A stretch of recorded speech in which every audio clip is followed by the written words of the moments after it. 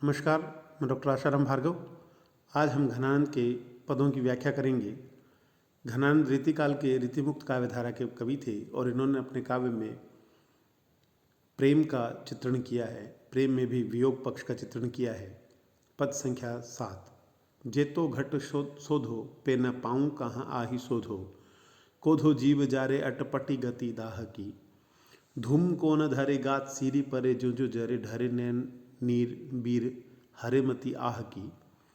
जतन बुझे है सब जाकी झर आगे अब कब हूँ न दरबे भारी भभक उमाह की।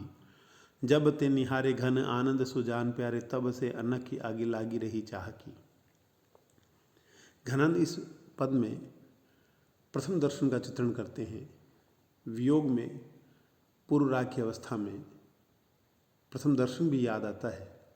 पहली बार जब सुजान को देखा या गोपिकाओं ने जिस प्रकार पहली बार श्री कृष्ण को देखा तो उनका प्रथम दर्शन का प्रभाव उन पर अब तक बना हुआ है। वह कहते हैं कि जब ते निहारे घन आनंद सुजान प्यारे। घनानंद कहते हैं कि जब से निहारे मन निहारा, सुजान प्यारे, हे सुजान प्यारी, जब से तुम्हें निहारा तब से अनोखी आगी लागी रही चाह की। अनोखी आग लगी हुई है चाह की अर्थात चाहत की। तुम्हें चाहने की, तुम्हारे प्रेम की, तुम्हारे रीझ की एक अनोखी आग लगी हुई है। ये आग किस अर्थ में अनोखी है वे बताते हैं कि जेतो घट शोधो। जितना घट अर्थात शरीर को, शोधो अर्थात शोधन करते हैं। जितना शरीर में खोजती हूँ, पे न खोजता हूँ, पे न पाऊँ फिर भी नहीं पाता, कहाँ आही शोधो। कहाँ तक, शोधो अर्थात खोजे। आही है ना, है। आही का तात्पर्य होता है कि जेतो घट शोधो, जितना शरीर के अंदर, शरीर के भीतर शोधन करते हैं, खोजते हैं, पे न पाऊँ फिर भी कहीं नहीं मिलता, काहीं आही शोधो। कहाँ आही मन है, शोधो वह। कौंधो जीव जारे, कौंधो अर्थात कौन, जीव जारे, जीव को जला रहा है। अटपटी गति दाह की, अटपटी माने विचित्र गति है। ये जलन की विचित्र गति है, ये अग्नि की विचित्र गति है। जैसे इन्होंने अंतिम पंक्ति में कहा है, अनोखी आग लागी रही चाह की। चाहत की अनोखी आग है। और वह अनोखी आग कहाँ है, इस संदर्भ में पहली पंक्ति में कहते हैं कि जेतो घट शोधो। जितना शरीर का शोधन करते हैं फिर भी नहीं, पे न पाऊँ कहाँ आही शोधो, फिर भी उनको ढूंढ नहीं पाती। कि कौंधो जीव जारे, कौंधो कौन, न जाने कौन है जो जीव को जला रहा है। और अटपटी गति दाह की, और क्या अटपटी है गति, विचित्र गति क्या है, दाह अर्थात जलन की, जलने की। कि धूम को न धरे, ये ऐसी आग है जिसमें धूम अर्थात धुआं, धुएं को न धरे अर्थात ये आग धुएं को धारण नहीं करती, अर्थात धुआं नहीं होता। इस आग में धुआं नहीं होता, लेकिन गात सीरी परे, गात मीन्स शरीर, सीरी परे ठंडा पड़ता है। ज्यों ज्यों जरे, जैसे जैसे शरीर जलता है वैसे वैसे ठंडा पड़ता है। इसी कारण इस आग को विचित्र कहा गया है कि इस आग में न तो धुआं होता है, लेकिन जितना जितना जलती है उतना उतना शरीर ठंडा पड़ता है, जबकि आग का कार्य जलाना होता है। वे आगे कहते हैं कि ढरे नैन नीर, ढरे माने ढल रहा है, बह रहा है। नैन, नैनों से, नीर माने पानी, आँखों से पानी बह रहा है, फिर भी यह आग बुझ नहीं रही है। वे कहते हैं धूम को न धरे, धुएं को नहीं धारण, गात सीरी परे, शरीर ठंडा पड़ रहा है, ज्यों ज्यों जरे, जैसे जैसे जल रहा है। ढरे नैन नीर, आँखों से पानी बह रहा है। वीर, हे सखी, हरे मति आह की, हरे अर्थात हरण कर लेते, मति बुद्धि, आह की बुद्धि का भी हरण कर लिया जाता है, अर्थात आह करने की स्थितियाँ भी नहीं रह जाती। और जतन बुझे हैं सब जाकी झर आगे अब, जतन अर्थात प्रयत्न, बुझे हैं सब, बूझे अर्थात पूछे हैं, बुझे अर्थात किए हैं, जितने भी प्रयत्न किए हैं सब, जाकी झर आगे अब, झर अर्थात जलन, उस अग्नि की ज्वाला के, जल झर का अर्थात ज्वाला भी होता है। जतन बुझे हैं सब जाकी झर आगे अब, उस ज्वाला के आगे अब सारे के सारे जतन पूछे हैं या सारे के सारे जतन बुझ गए हैं, व्यर्थ हो गए हैं। क्यों व्यर्थ हो गए, क्योंकि कब हूँ न दबे, कभी भी नहीं दब रही है भारी भभक उमाह की। भारी भभक जो अंदर से उसके भभक उठ रही है, जो अंदर से सुलग रही है, वह सुलग उमा अर्थात उमंग, वह उमंग की सुलगना, वह भभकना, वह दब नहीं रहा है। जो अंदर से उत्कंठा उठ रही है, बेचैनी उठ रही है, बेचैनी की भभक जो है वो कबहू न दबे। घनानंद कहते जब ते निहारे, जब से देखा है, घन आनंद सुजान प्यारे, हे सुजान प्यारी, जब से सुजान प्यारी को देखा है घनानंद ने, तब से अनोखी आग लागी रही चाहत, तब से एक विचित्र सी आग लगी हुई है, चाहत की विचित्र सी आग लगी हुई है। घनानंद कहते हैं कि ये ऐसी विचित्र आग लगी है जिसका स्रोत पता नहीं चलता। शरीर के अंदर जितना शोधन करते हैं फिर भी पता नहीं चलता कि कौन है जो शरीर को जला रहा है। और ऐसी आग है जिसमें धुआं नहीं होता, शरीर ठंडा पड़ता है, जितना जलता है, आँखों से पानी बहता है, बुद्धि का हरण हो जाता है, इसके आगे सारे प्रयत्न समाप्त हो जाते हैं, फिर भी उद्वेग, बेचैनी, उमंग, उत्कंठा की वह भभक है, वह समाप्त नहीं होती और ये विचित्र आग लगी हुई है। पद संख्या 8।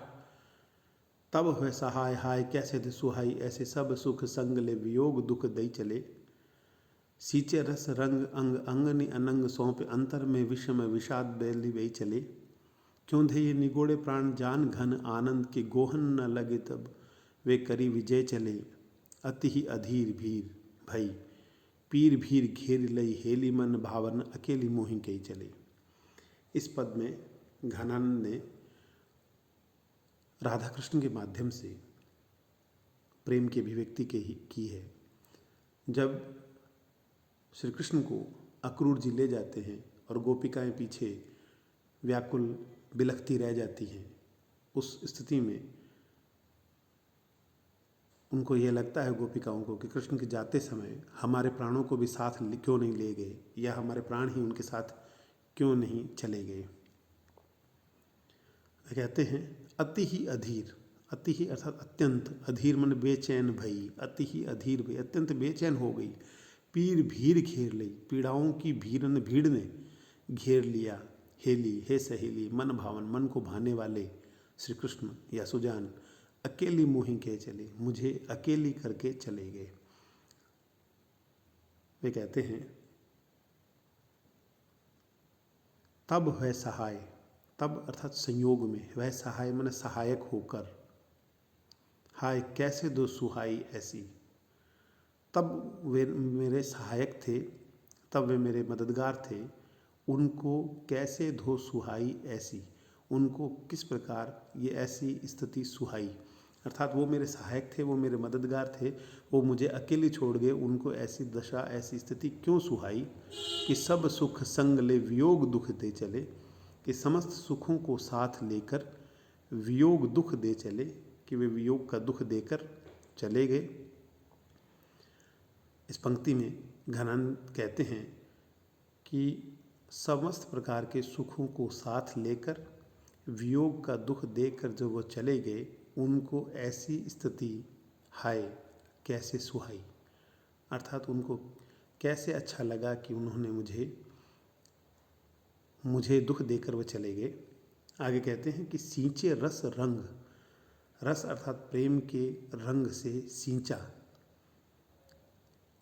उन्होंने प्रेम के रंग से सींचा अंगों को, अंगों को, अंगनी अंग को, अनंग अर्थात कामदेव को सौंप करके, उन्होंने प्रेम रस से सींचे हुए अंग को, अनंग अर्थात कामदेव को सौंप करके, अंतर में भीतर विषम विषाद, विषम मन विपरीत, विषाद अर्थात दुख को, बेली मतलब लता को, बई मन बो कर चले गए। तात्पर्य यह है कि जिन अंग उपांग को उन्होंने प्रेम के रस से सींचा था, उन अंग उपांगों को कामदेव को सौंप करके मेरे भीतर विपरीत विषाद, दुख की बेल को बोकर क्यों चले गए। कहाँ एक तरफ आनंद की अनुभूतियाँ थी, वहाँ दूसरी तरफ वियोग के विषाद की बेल बोई हुई है, वियोग का दर्द है, वियोग का दुख है।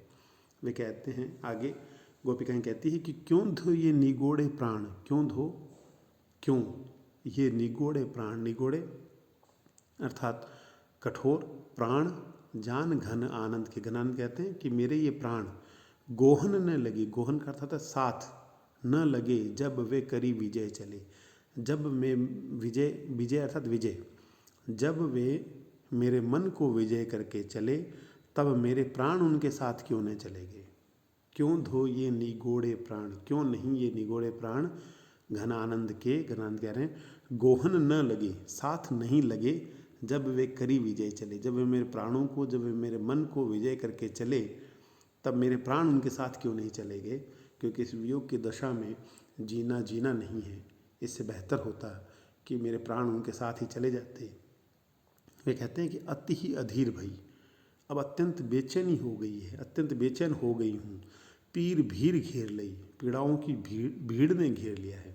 पीड़ा जब भी आती है तो एक नहीं आती, अनेक प्रकार की पीड़ाओं ने मुझे घेर लिया है कि हे सखी, हेली अर्थात सखी, मन भावन, मेरे मन को भाने वाले श्री कृष्ण अकेली मोही के चले, मुझे अकेली करके चले गए हैं।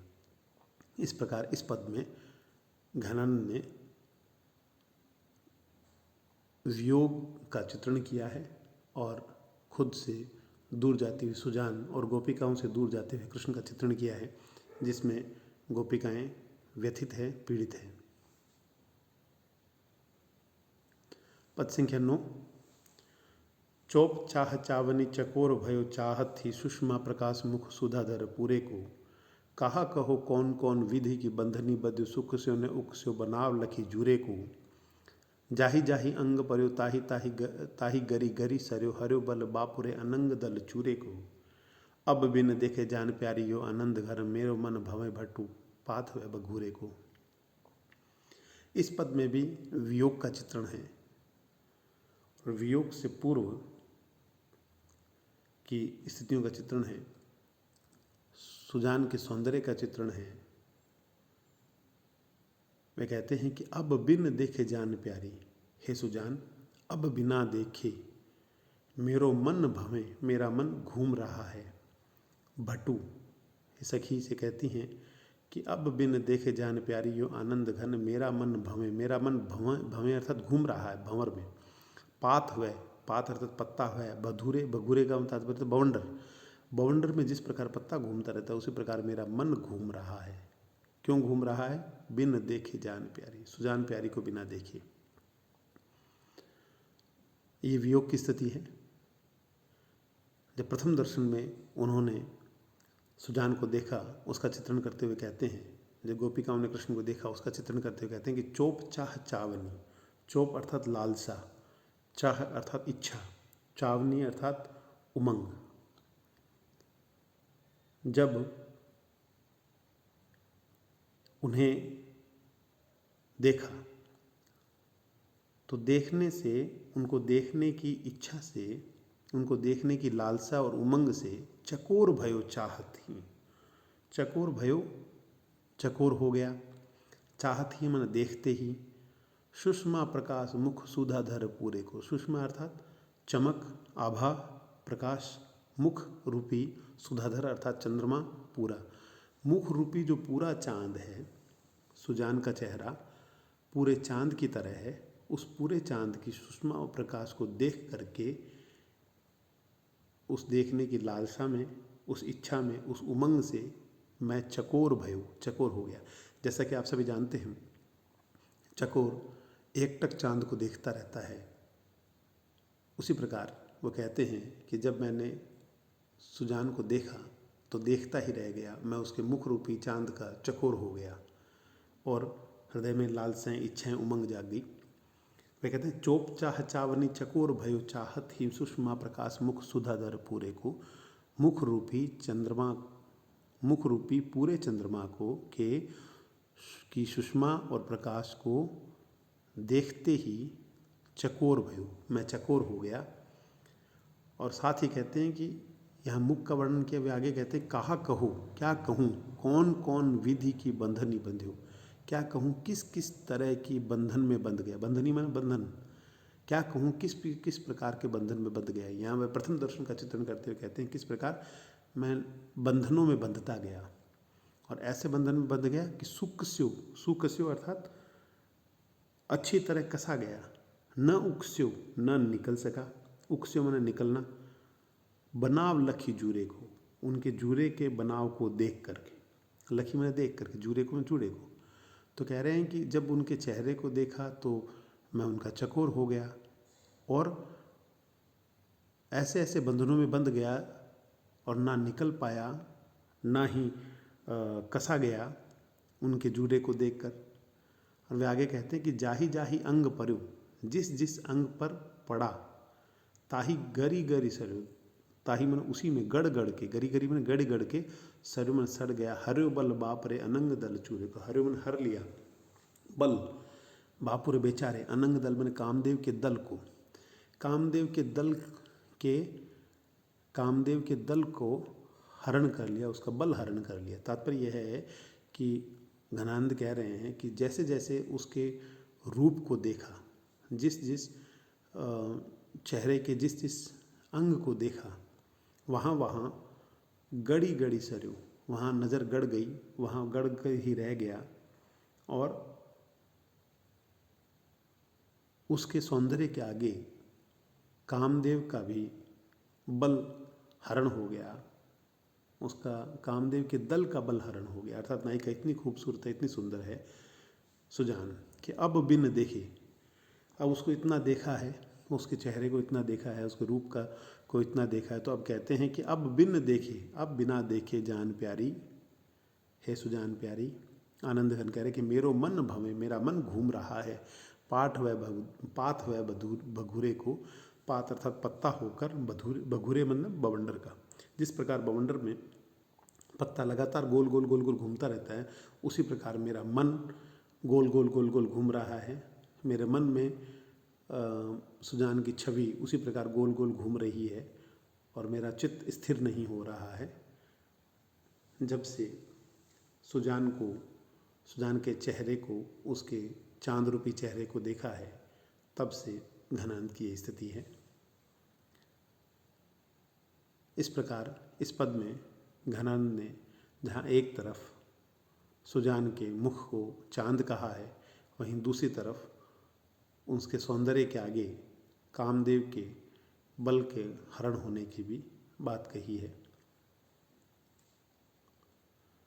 इस प्रकार घनानंद के इस पद में भी